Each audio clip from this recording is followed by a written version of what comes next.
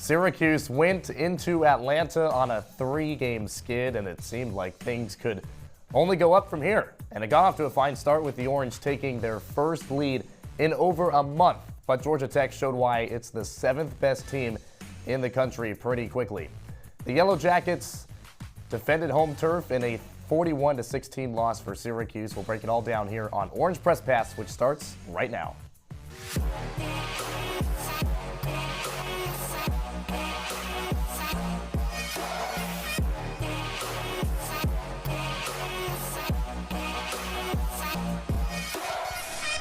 Welcome into Orange Press Pass here after Syracuse falls to Georgia Tech 41-16, the 4th straight loss for the Orange, and seems like it just keeps going down in a spiral. Nico Horning, Alex Burstein, and Ryan Croak, happy to be with you here inside our CitrusTV studios. And guys, it was a promising start, to say the least, in the first quarter, with the game being tied going into the second, and then all hell broke loose once again. Yeah, I mean, I have to say, Ryan, this is kind of just as we expected in this game, because the Orange, as Nico said, had a 3-game losing streak, but it wasn't just about the losses. It was how Syracuse played in those games. The offense stunk. The defense gave up 30 points in all of those losses. And once again today, Syracuse gave up over 30 points, and the offense just had nothing. I'm not counting that fourth quarter touchdown. The Orange scored 10 points in real time today. Ricky Collins, he looked a little better, had over 200 passing yards, but he's not the quarterback of the future.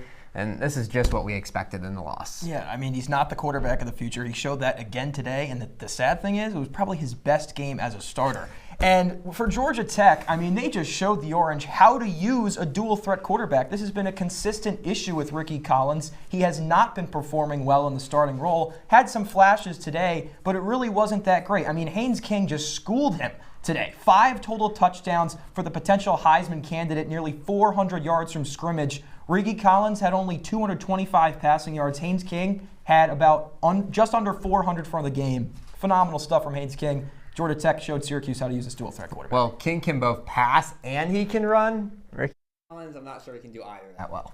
Well, we know that the offense is the plague for Syracuse. Defense is okay, but Haynes King ran and threw all over Syracuse today as we go down to Atlanta and show you why, because it was a dominant effort really from the start of the second quarter for Haynes King. We'll get to that point, but first, as kickoff is underway in Atlanta, Syracuse and 7th-ranked Georgia Tech, it was King dropping back, and then the pass was then fumbled and stripped by Peel and recovered by David Reese for Syracuse. So really the Orange had a nice early start that got them some momentum, but that quickly dissipated. Yeah, I mean, this was one of the better starts of the season, and it led into this huge run. And then Yasin Willis dashing through the middle of the GT defense, taken down from behind inside the 5-yard line. That set Syracuse up early on in the first to take their first lead in over a month. That's right, since the Clemson upset, Syracuse finally led a game. It was 3-0 Orange early in the first. All right, into the second quarter. This is when GT started to pick it up. Haynes King finds Beetham there on the outside, and a touchdown for GT to take back the lead. It's 10-3. And King rolling out to his left would find Beetham again. Diving towards the pylon, Georgia Tech took a 20-3 lead going into halftime. For a guy that really wasn't targeted for much of the season, Beetham finally got going. Yeah, and he should have had 4 touchdowns today. He had 2 that he dropped. I mean, he could have had an even better day than he did. Ricky Collins trying to air it out to get the Orange going early on in the second, and they did.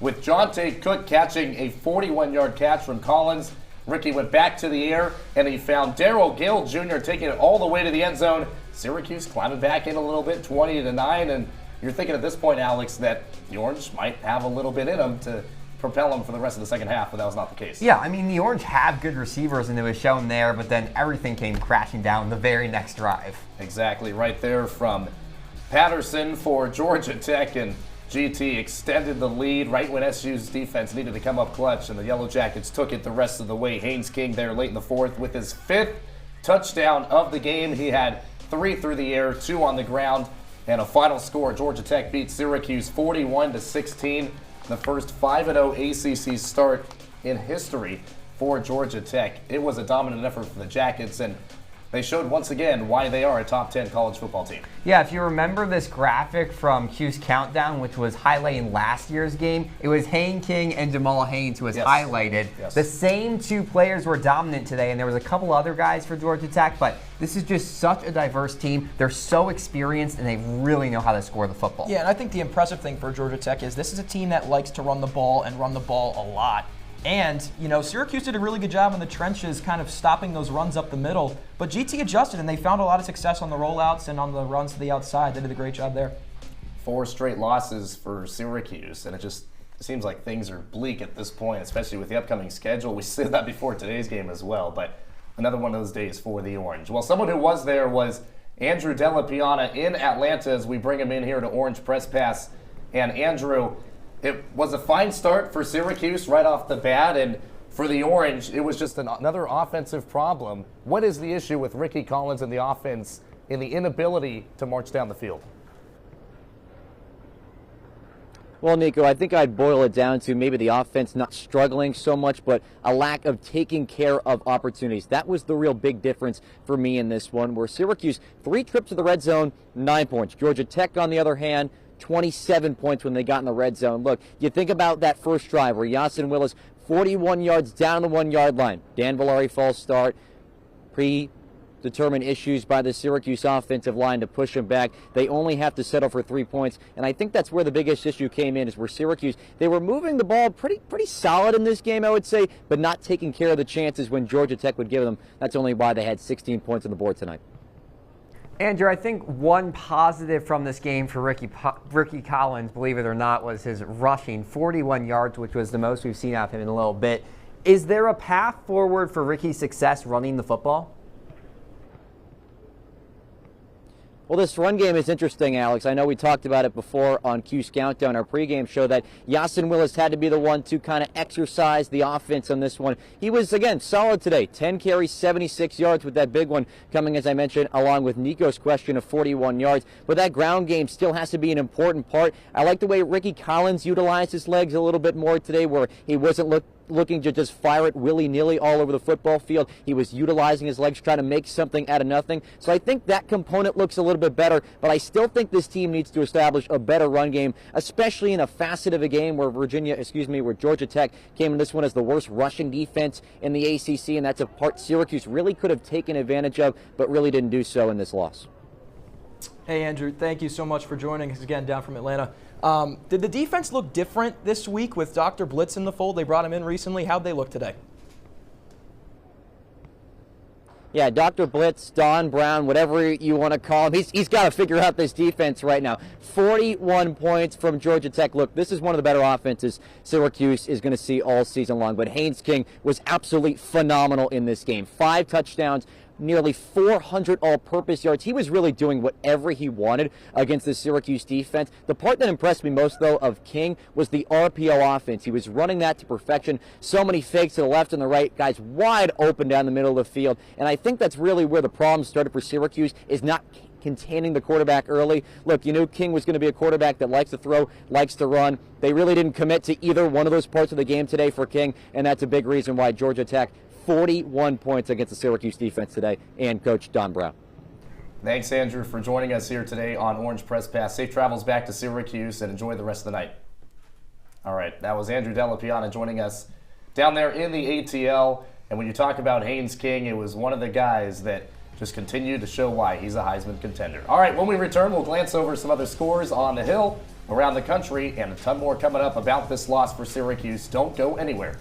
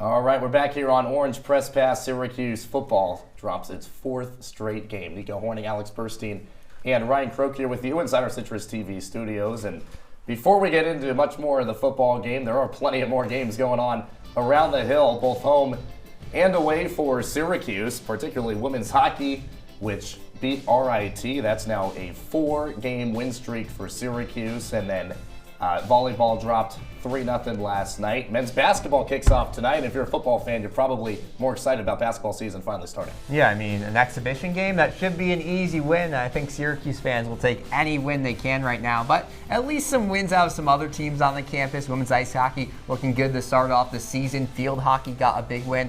I know you were at the volleyball game last night, a tough loss. Indeed I was. And Coach Pakir Ganesharatnam said that it was more about the fact that they had to play 4 matches in 8 days, and that was really why they just did not perform that well on Friday night. Beat BC on Wednesday in a 3-2 thriller, but just didn't have it on Friday. They are playing a lot better this year, though. And then for men's soccer, 1-0 lead over North Carolina, a ranked team at halftime. That is senior day for Syracuse.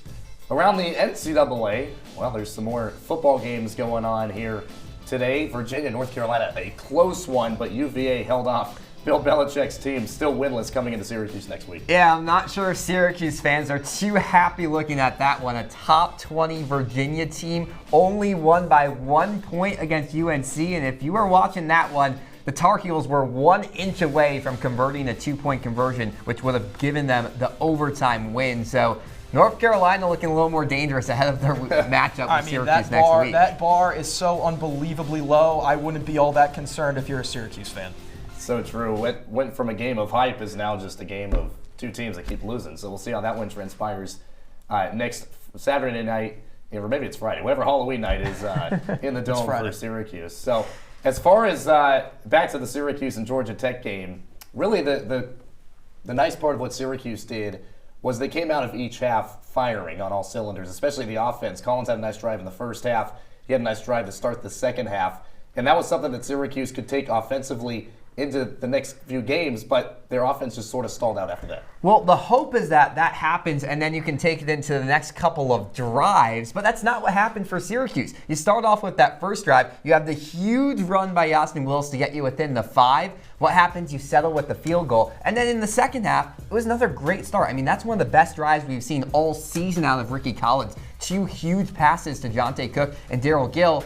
And then right after that, the defense lets VT go the length of the field to score and get that touchdown right back. You gotta not only have hot starts, you have to have hot middles and hot ends if you want to have this be a good team for Syracuse. You just gotta play quality football. I mean, this team just did not do that for most of this game, and that's been a consistent thing. I mean, you want to talk about hot start.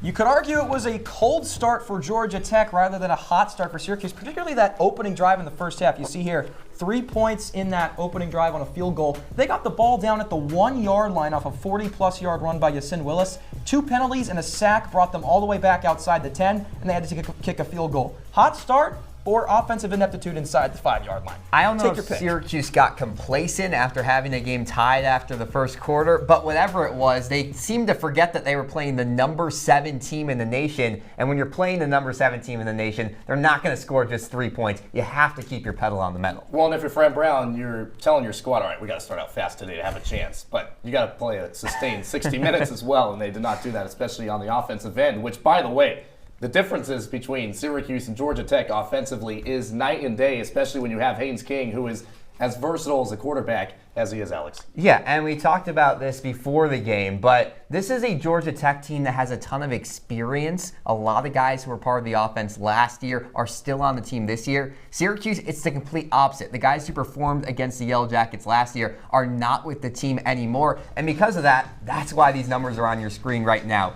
Georgia Tech had over 500 yards on the day, and it all came through Haynes King, the quarterback. He is so impressive, and it shows when you have a marquee quarterback, when you have a Heisman candidate under center for your team, that's how you win games, and that's how you become a ranked team. And that's what Syracuse needs going into next season. Plain and simple, everything SU did offensively today, GT did better. They both found success on the outside run. Georgia Tech did it better. Ricky Collins, some flashes on the QB run. Haynes King did it better. Did it better through the air as well. I mean, this is a team that just simply outclassed Syracuse, and that's what you expect from a number 7 team in the nation, playing against a backup quarterback who's proven that he's not the guy for the future.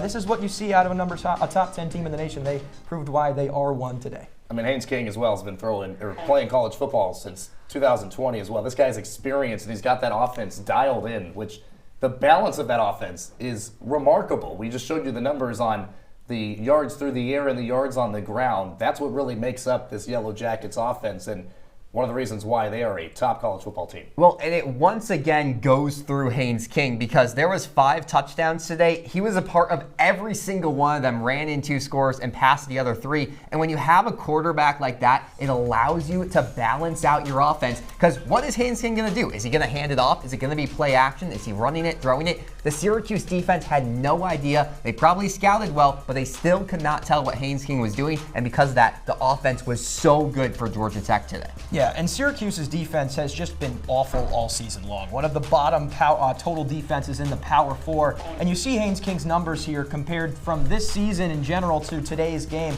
And you talked about how great he was, Alex. I mean, look at these numbers. 5 total touchdowns. He leads the all Power 4 quarterbacks in rushing touchdowns. He's got 12 on the season. And here you take a look at their offensive numbers from today compared to the rest of the season. Better in passing yards, better in rushing yards. One of their best offensive performances of the season. I know people have been doubting them at times, but they showed that they are more than legit with a performance like this today, despite the slow start. Yeah, they proved that they can beat pretty much anyone in the ACC. A big win today, and it was because of one guy. Nico, who's the player of the game? Well, player of the game, you can go with multiple options for this Georgia Tech team, especially offensively. The tight end beat them with a couple of TDs, which is really out of the blue for Georgia Tech. But you got to give it to the guy that we've been talking about all day long. That is Haynes King, the dual threat quarterback for Georgia Tech. And this guy, coming into the week, was a legitimate Heisman contender, but the fact that he has expanded his game and thrown through the air, that's something that I think a lot of viewers needed to see from Haynes King. As you can see, throwing it all the way down the right sideline, and a nice tackle there just before the goal line. But King was expanding his game, not only scoring on the ground and moving on the ground, but through the air as well, and that's something that he's got to do going forward to really show that Heisman contention the rest of the way. King was phenomenal all day long, and that is the player of the game here on Orange Press Pass. Much more to come. It's time to jump in the film room and, kind of like right now, analyze what went right, what went wrong for Syracuse and Georgia Tech, and we'll do that on the other side.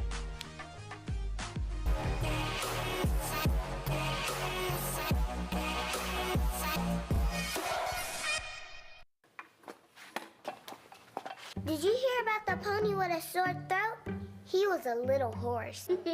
Can I tell you a cat joke? Just kidding. Why couldn't the Why was the basketball court all wet? Why? Because the players kept dribbling all over it. Where did cats go on vacation? New York.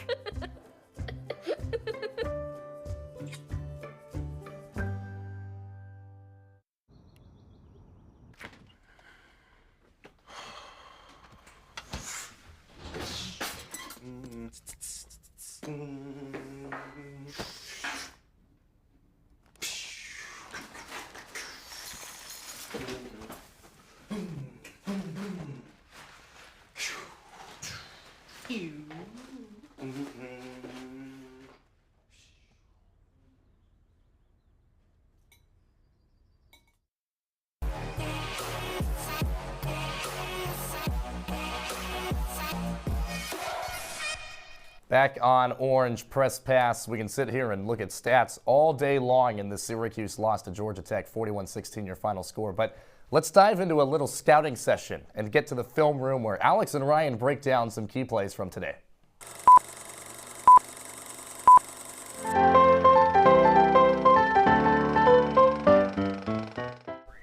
Yeah, guys, who needs some Monday morning quarterback when you have some Saturday afternoon quarterbacks right here? Let's look at some big plays from this Georgia Tech-Syracuse game, and we'll talk with the guy who's mentioning all afternoon, Haynes King, the quarterback for this Georgia Tech squad, and we'll take a look at a second quarter rush he had. Right here, Haynes about to take the snap, and you see, you don't really know what he's going to do. You have the running back behind him, he might pass it. You have a receiver here. Let's roll the tape and see what King decides to do. He's going to call for the ball.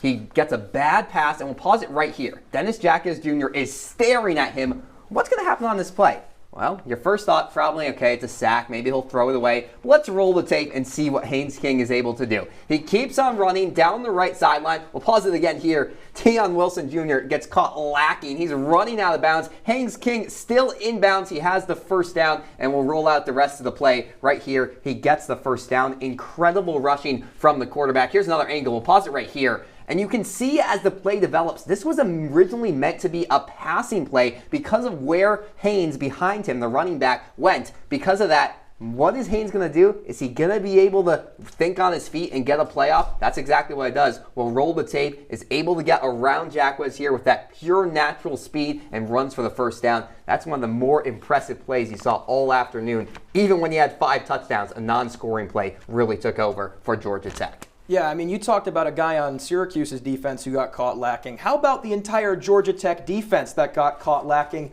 by Ricky Collins and Daryl Gill? One of the few bright spots for Syracuse's performance today, this 34-yard touchdown pass. We're going to break it down for you right here. Let's roll the tape.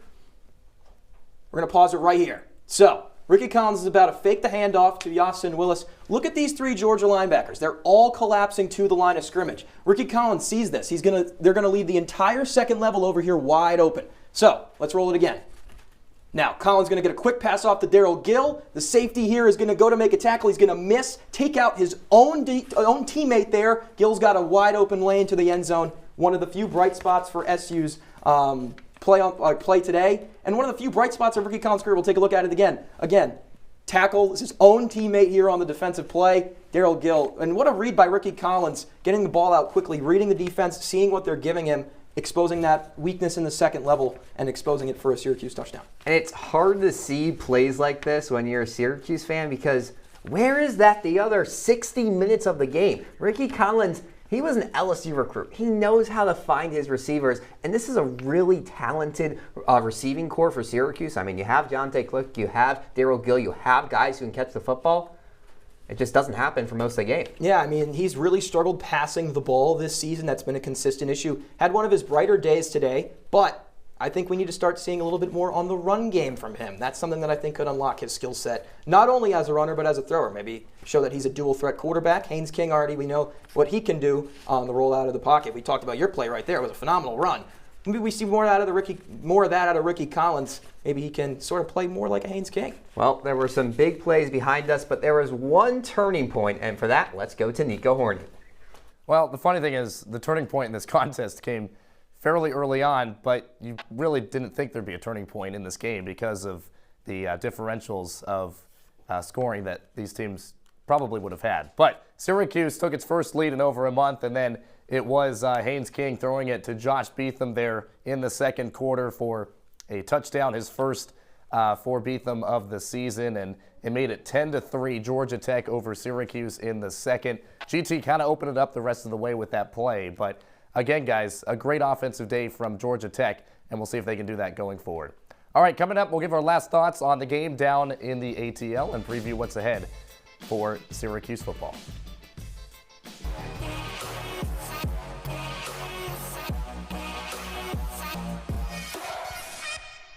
Welcome to my house. Everybody's pretty tired of each other. The walls were closing in. Clearly a case of too much family, too close, 24/7. If this sounds like your house, try going someplace new. YourLifeYourVoice.org. You'll find lots of ideas to help you handle the family stresses of being confined to close quarters. YourLifeYourVoice.org. It could help you find a little more breathing room.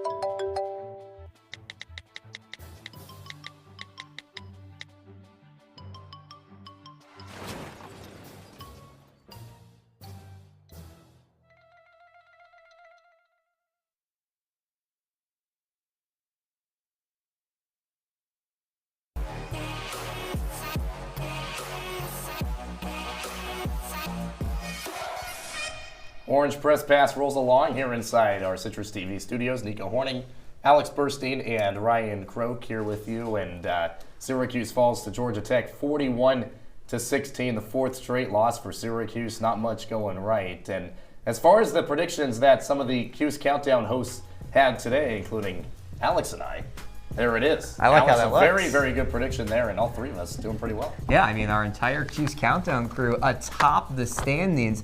I had 34-10, and for a decent part of the third quarter was that, but I'll take it. Just 1 point off on the differential today. And Ryan, I don't know what your prediction was going to be, but I mean, you got some competition I'll to tell you It would match. have been 41-16. It would have been, yeah, it would have been better than all three of you guys. I mean, what are Dan Shalom and Nick Whaley doing with minus 28 differentials? Come on, you're a CC analyst and we're missing picks this bad? I don't know, man. That's something we got to take a look at. Unbelievable. Well, at least the three of us that were on the pregame show are in the lead, so that's the nice part. As far as the upcoming schedule for Syracuse, look, North Carolina, that's a must-win game. And then you really, if you want to make a bowl game, have to beat either Miami or Notre Dame, and then another must-win against Boston College. The season is just continuing to not be great for Syracuse, but they got to make something of it, Alex. Yeah, the season is, we'll put it, cooked. I mean, North Carolina is a team that took Virginia to overtime today. That might not be a win for Syracuse. You go to Miami, you go to Notre Dame. There's no chance Syracuse wins that one. And then Boston College, what was that, consolation prize maybe? The Orange could get an end of the season win, but yeah, I mean, not a great season for the Orange. Not much to write home. I mean, Ryan can't even. Their nightmare There's nothing continues. now. I mean, Miami and Notre Dame on the road, and this team with Ricky Collins, two of the best defenses in the conference. Notre Dame not even in the ACC. I mean, yeah, this team is cooked, as you said, Alex. All right. Well, after a very disappointing but somewhat expected loss for Syracuse, it's time for Alex and Ryan to give their final thoughts here on Syracuse's fourth straight loss.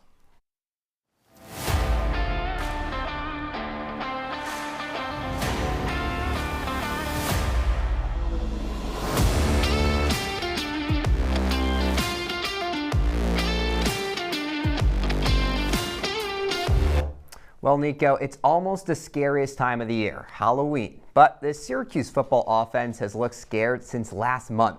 An indecisive quarterback, horrible red zone decisions, and no rushing identity has haunted the Orange. But as we get ready to dress up and pretend to be other people, it's time for Syracuse to get spooky. Change your offense, try new plays, heck, maybe even try new players. Syracuse needs to dress up its offense as something else, and it needs to do that soon.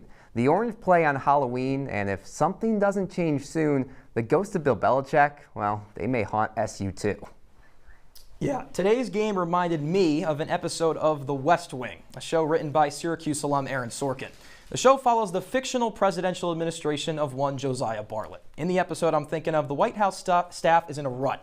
They feel like they haven't been governing the way that they should be. But eventually, the staff rallies around the phrase, "Let Bartlett be Bartlett."